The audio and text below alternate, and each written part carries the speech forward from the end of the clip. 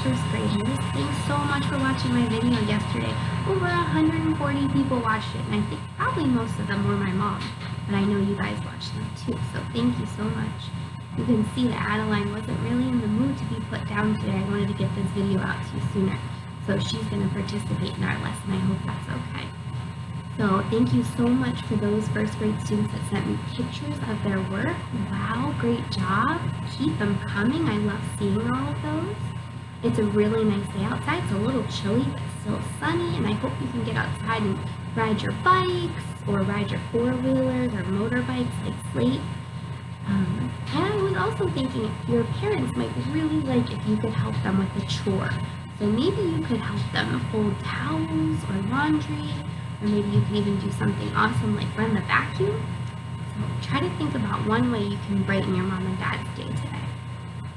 Today, our story is called Last Stop on Market Street. And I love, love, love this book because you're going to find out this Nana is so positive and she's always looking on the bright side. And that's going to be our writing prompt today. How you can look on the bright side of kind of a stinky situation that we can't be at school together. Another thing I want you to notice is this story setting is in an urban area. It's in a city. And that's not where we live. We live in a rural area. Some things in an urban city are tall buildings, lots of people, taxis or subways. Some things in a rural area like we live in are farms, less people, more driving. Those are things that are different. So when you're looking at the pictures in this book, I want you to think about how is this place where this student lives different from where we live in Cobleskill. So, Last Stop on Market Street, and it's written by Matt De La Pena and pictures by Christian Robinson. Last Stop on Market Street. Already, I love these pictures, and you can see this doesn't really look like Cobleskill. It looks a little different. CJ pushed through the church doors and skipped down the steps. The outside air smelled like freedom, but it also smelled like rain, which freckled CJ's shirt and dripped down his knees. Well, that's a similarity. In urban areas they have rain, and in rural areas we have rain. He ducked under his Nana's umbrella, saying, "How come we gotta wait for the bus in all this wet?" "Trees get thirsty too," his Nana told him. "Don't you see that big one drinking through a straw?" CJ looked for a long time, but never saw a straw. Do you think his Nana really meant through a straw? I don't think so. From the bus stop, he watched water pool on flower petals, watched rain patter against the windshield of a nearby car. His friend Colby climbed in, gave CJ a wave, and drove off with his dad. "Nana, how come we don't got a car?" I wonder how CJ feels about not having a car. "Boy, what do we need a car for? We got a bus that breathes fire, and old Mr. Dennis, who always has a trick for you." The bus creaked to a stop in front of them. It sighed and sagged, and the door swung open. "What's that I see?" Mr. Dennis said. He pulled a coin from behind CJ's ear, placed it in his palm. Nana laughed her deep laugh and pushed CJ along. They sat right up front. The man across the way was tuning a guitar. An old woman with curlers had butterflies in a jar. Nana gave everyone a great big smile and a good afternoon. She made CJ sure did the same. Boy, I don't know about you, but Nana seems like a great person to be around. She always seems like she's looking on the bright side. The bus lurched forward and stopped, lurched forward and stopped. Nana hummed as she knit. "How come we always gotta go here after church?" CJ said. "Miguel and Colby never have to go nowhere." "I feel sorry for those boys," she told him. "They'll never get a chance to meet Bobo or the sunglass man. And I hear Trixie got herself a brand new hat." CJ stared out the window, feeling sorry for himself. He watched cars zip by on either side, watched a group of boys hop curbs on bikes. Oh wow, now we can really see CJ is not enjoying his bus life. A man climbed aboard with a spotted dog. CJ gave up his seat. "How come that man can't see?" Boy, what do you know about seeing? Nana told him. Some people watch the world with their beams. That's a fact. Their noses, too, the man said, sniffing in the air. That's a mighty fine perfume you're wearing today, ma'am. Nana squeezed the man's hand and laughed her deep laugh. The two older boys got on next. CJ watched as they moved on by and stood in back. Sure wish I had one of those, he said. Nana set down her knitting. What for? You got the real live thing sitting across from you. Why don't you ask that man if he'll play a song? CJ didn't have to.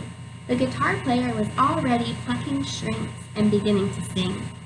To feel the magic of music, the blind man whispered. I like to close my eyes. Nana closed hers too. So did CJ, and the spotted dog. Look at that dog. And in the darkness, the rhythm lifted CJ out of the bus, out of the busy city.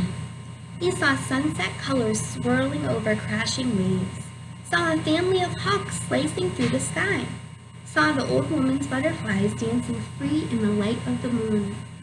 CJ's chest grew full and he was lost in the sound, and the sound gave him the feeling of magic. Oh, what a nice picture. I love this one. CJ looked so happy. The song ended and CJ opened his eyes. Everyone on the bus clapped, even the boys in the back. Nana glanced at the coin in CJ's palm. CJ dropped it in the man's hat. Oh, remember, he got that coin from the bus driver who pulled it out from his ear. Last stop on Market Street, Mr. Dennis called. CJ looked around as he stepped off the bus. Crumbling sidewalks and broken down doors, graffiti-tagged windows and boarded-up stores. He reached for his Nana's hand. How come it's always so dirty over here? She smiled and pointed to the sky.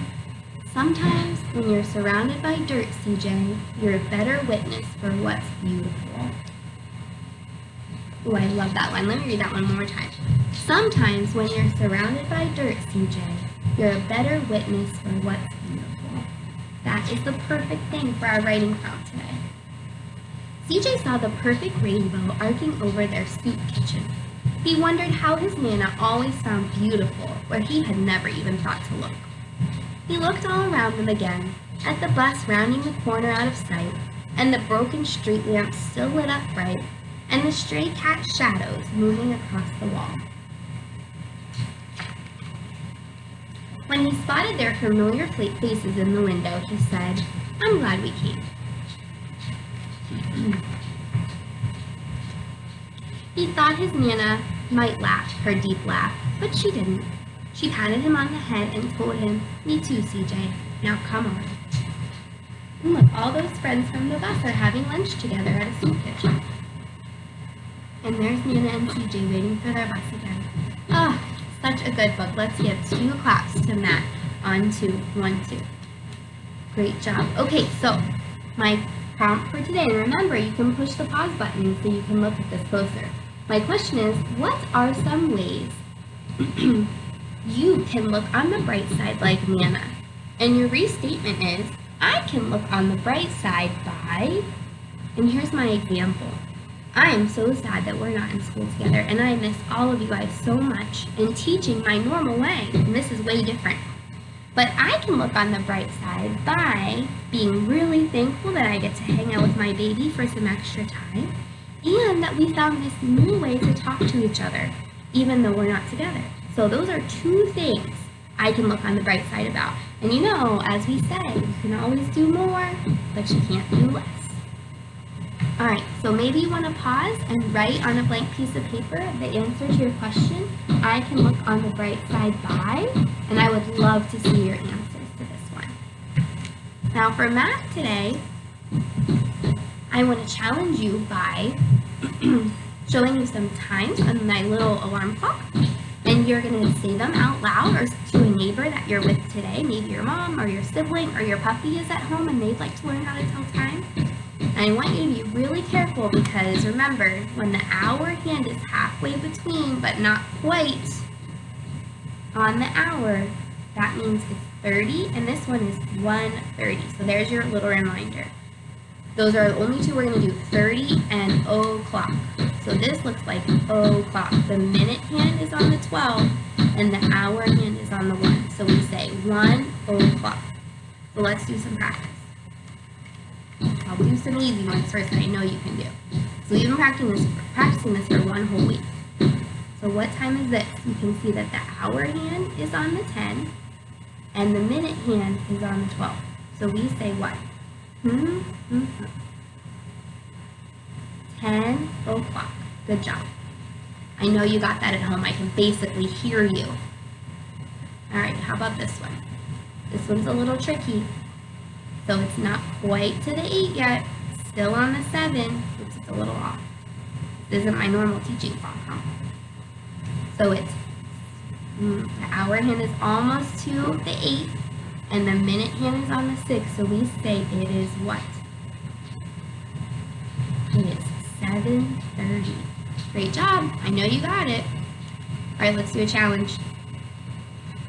Ooh, this is a hard one because it's right in line and it's pointing to both the numbers that we talked about. We have to notice that the shorthand is pointing to the 6, so we say 6. And the minute hand is pointing to the 12, so we say 6 o'clock. You say it. 6 o'clock. Good job. All right. Ooh, we're going to do another tricky one because I know you're doing so well with that. Ooh, same thing. It's basically in line. The hour hand is halfway between the 12 and the 1, but not quite to the 1 yet. So it is 12:30. 12:30. Good job. I know you got it.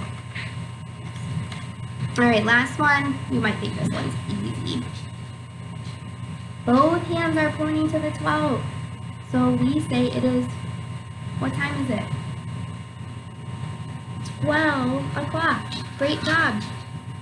All right, I'm gonna put a worksheet underneath of different times that you can work on. Again, you don't have to print it out. You can just write the times on a blank piece of paper or even just say them to someone that's with you today.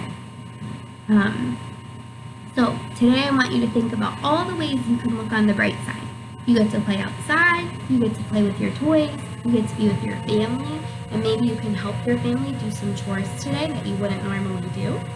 And you got to listen to a great story, and maybe we're in our PJs still. I mean, that is pretty great. All right, I'm thinking of you first graders, and I'll talk to you tomorrow. Bye.